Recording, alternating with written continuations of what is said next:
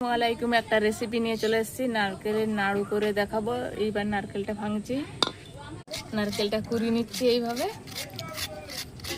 কুড়ি নিয়েছি নারকেলটা। এবারে কড়াই বসিয়ে দিব, নারকেলটা দিয়ে দিয়েছি, হালকা ভেজে নেব। আধ ভাজা করে নিয়েছি, এবার উঠিয়ে নেবো। তার জন্য নাড়ু পাকাবো, চিনিটা দিয়ে দিলাম এখানে। তাদের জন্য একটা এলাচ ফাটিয়ে দিয়ে দিলাম।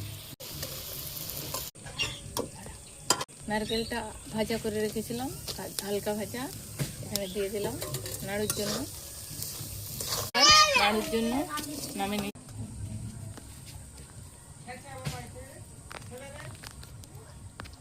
নাড়ু পাকিয়ে নিচ্ছি, এইভাবে নাড়ুগুলো পাকিয়ে নিচ্ছি। নাড়ুগুলো পাকানো হয়ে গেছে।